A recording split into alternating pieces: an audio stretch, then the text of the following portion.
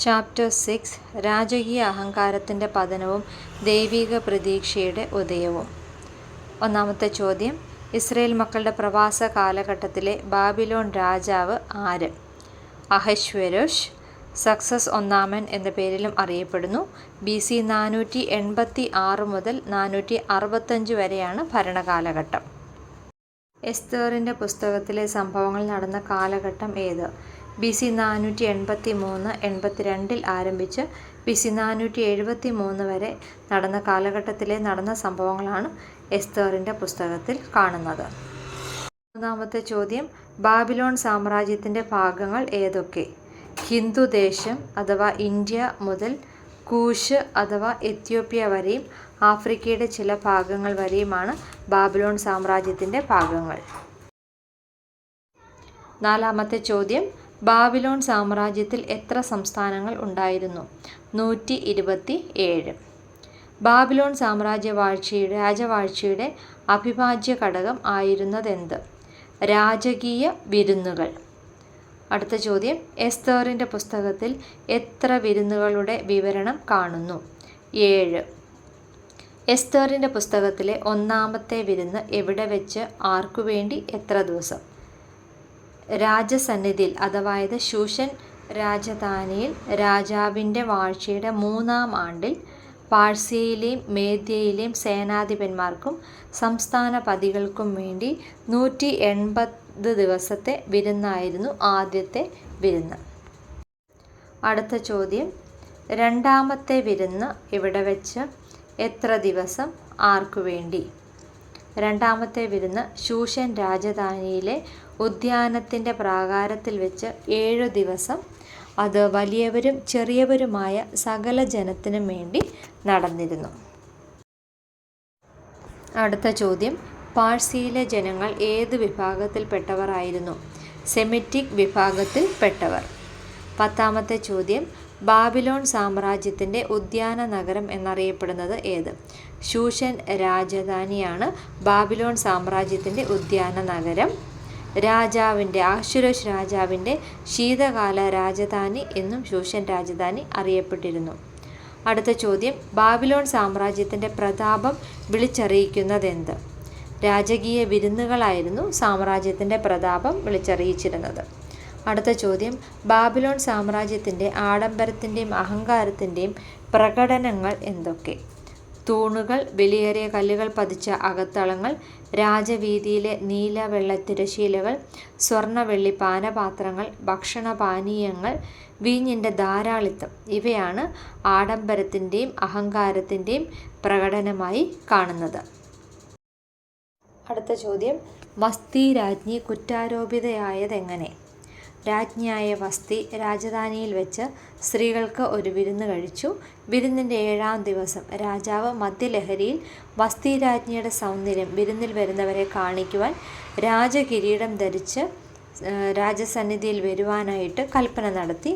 എന്നാൽ മദ്യലഹരിയിൽ ആയിരുന്നതിനാൽ, അതുപോലെ സ്ത്രീകൾക്ക് വേണ്ടി മാത്രം നടത്തിരുന്ന മറ്റൊരു സമ്മേളനത്തിൽ നിന്ന് വിളിക്കപ്പെട്ടതുകൊണ്ടും രാജ്ഞി രാജകൽപ്പന ലംഘിച്ചു.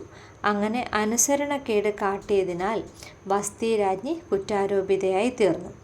ഇവിടെ ടൈപ്പ് ചെയ്തിരിക്കുന്നതിൽ രാജ്ഞി മദ്യലഹരിയിൽ ആയിരുന്നതിനാലെന്ന് ആയിരിക്കുന്നത് രാജാവ് മദ്യലഹരിയിൽ ആയിരുന്നതിനാലും സ്ത്രീകൾക്ക് മാത്രം നടത്തുന്ന മറ്റൊരു സമ്മേളനത്തിൽ നിന്ന് വിളിക്കപ്പെട്ടത് എന്നും പഠിക്കുവാനായിട്ട് ശ്രമിക്കുക.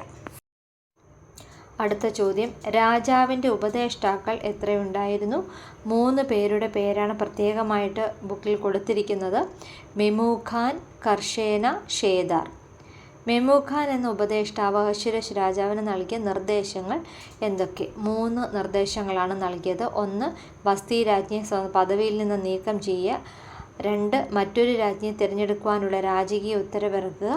3, എല്ലാ ഭർത്താക്കന്മാരുമായിരിക്കണം തങ്ങളുടെ ഗ്രഹങ്ങൾ ഭരിക്കേണ്ടത് എന്നുള്ള 3 നിർദ്ദേശങ്ങളാണ് മെമൂഖാൻ രാജാവിന് നൽകിയത്. അടുത്ത ചോദ്യം, വസ്തി രാജ്ഞിയെ നീക്കം ചെയ്യുവാൻ രാജാവിന് ഉപദേശം നൽകിയ ഉപദേഷ്ടാവ് മെമൂഖാൻ. അടുത്ത ചോദ്യം, വസ്തി രാജ്ഞിയുടെ അനുസരണക്കേടിൻ്റെ കുറ്റം വ്യാഖ്യാനിക്കപ്പെട്ടത് എങ്ങനെ? രാജ്യത്തെ എല്ലാ സ്ത്രീകളും തങ്ങളുടെ ഭർത്താക്കന്മാരെ അപമാനിക്കുവാൻ ഇത് പ്രേരിപ്പിക്കുന്നതായി വസ്തി രാജ്ഞിയുടെ അനുസരണക്കേടിനെ കുറ്റം വ്യാഖ്യാനിക്കപ്പെട്ടു.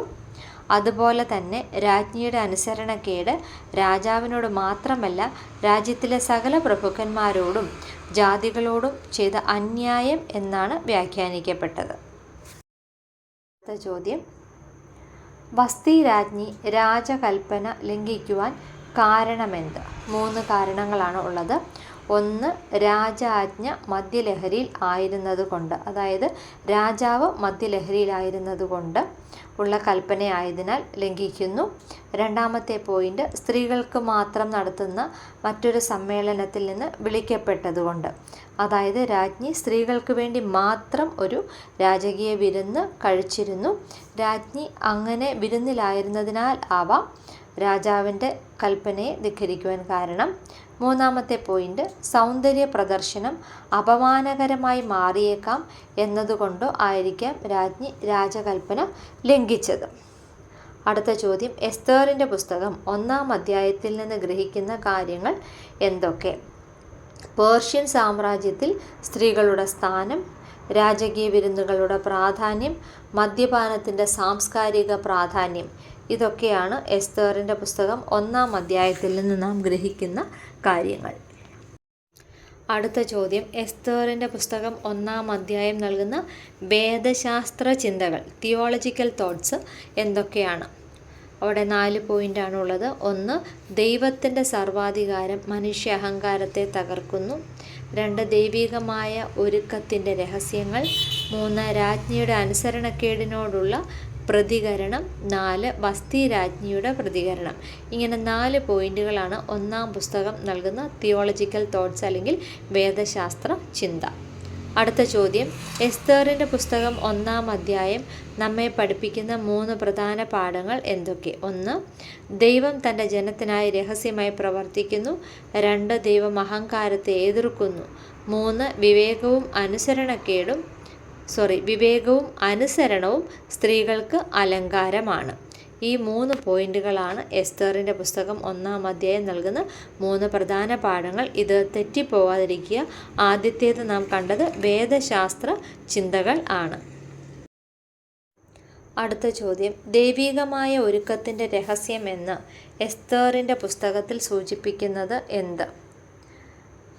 അതുപോലെ മറ്റൊരു ചോദ്യവും ഇതിന് വരാവുന്നതാണ്.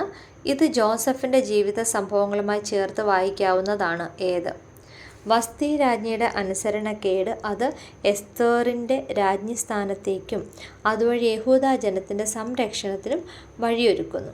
ഇത് ദൈവികമായ രഹസ്യത്തിൻ്റെ ഒരുക്കമെന്ന് എസ്തേറിൻ്റെ പുസ്തകം സൂചിപ്പിക്കുന്നു.